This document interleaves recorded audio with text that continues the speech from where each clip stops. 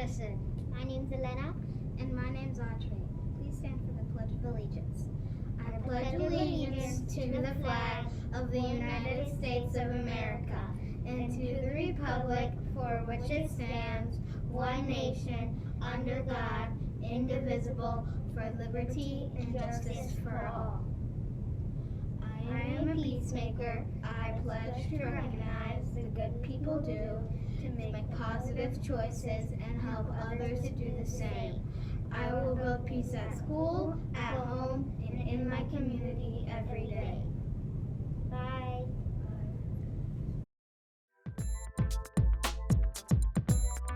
Now it's time for our Good Human segment. Mary Tape was born in 1868 in China. When she was 11, she and her family came to America.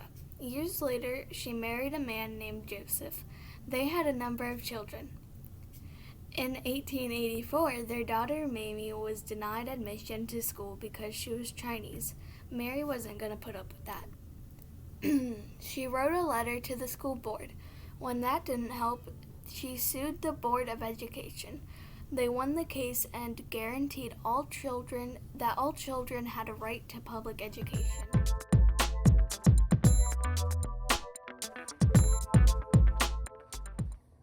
Hi Harrison, this is Mrs. Grant at Garfield Middle School with Mrs. Julie Tabai. She's our middle school band director, and she also teaches 5th grade band. So if you're in band at some point, you will, or your siblings might have had her. So you might have a brother or sister that was in band. I've been really lucky to work with Mrs. Tabai. She's such a wonderful music teacher, and she's a woman in her field where there's not a lot of women. Usually band directors through the years, at least in my experience, there have been a lot of men. So I'm sure she's gone through a lot of stuff as a woman that she would love to share with you. So I'm going to be asking her some questions. Great. So listen up. I want to start with, where did you go to school, and how did you get started in music? Well, I went to a private school called St. Wenceslas, and I started in music at the age of 5.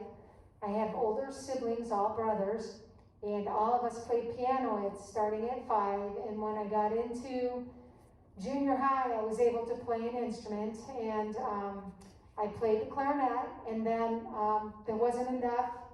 Okay, I hate to tell you, but all the girls played clarinets, and there weren't enough trumpet players, and it was all boys. There were only 4 boys, and because I was really advanced student in music, just my musical training probably at an early age, and just loving music, my band director changed me into trumpet, and that's when I went into the trumpet line in 5th grade, or no, I was in 6th, and then continued on trumpet all the way through my career. Into Trinity High School was my high school. I went to private.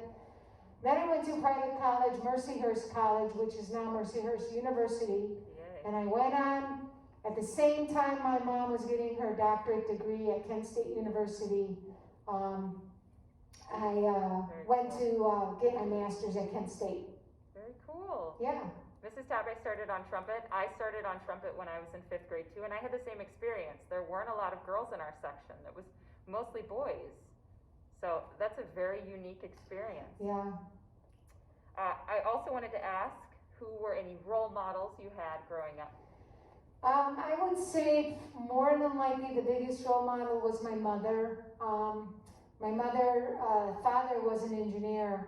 And actually, if you traveled anywhere out in the farther east, like Burton, out to West Farmington, Geauga Lake, my grandfather built almost all of those little developments out there.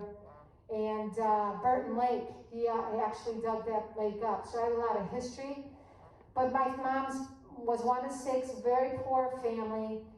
And actually, my mom would tell us that they build a house, he'd sell it, and so it's my mom, and she promised her mom she would go on and get a doctoral degree, and I watched my mom growing up, I was the youngest, go to school and have it tough for a little while, because women didn't do that, but she did, and she just was my role model. That's wonderful. Mm-hmm.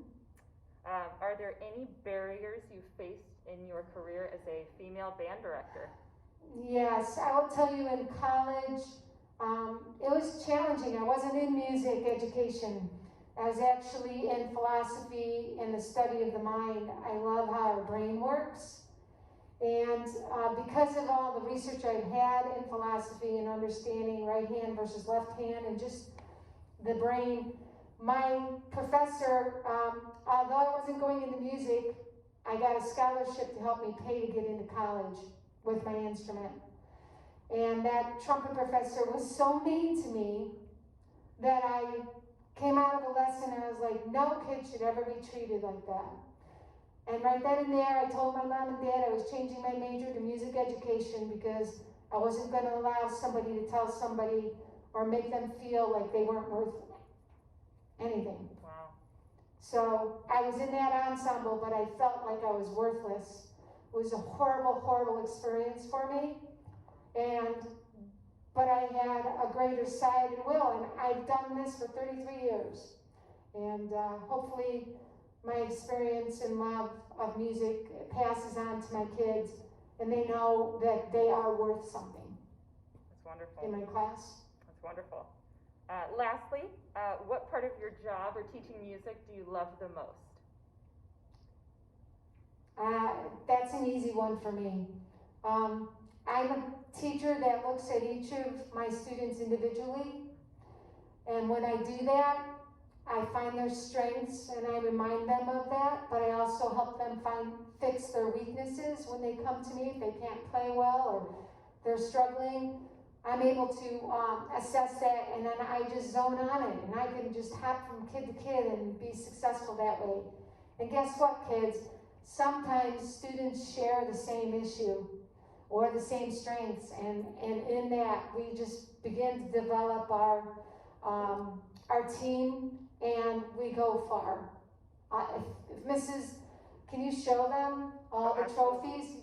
I want you to see, this is what my great achievements are at Garfield. If you look at all the trophies back here, and over, if you turn over there to all the way to the back and all the way to the side, those are the achievements of kids that came together, united with me, and we were all different. You all come from different elementary schools, and look what we put together. So that was the greatest achievement for my years of service in Lakewood City Schools.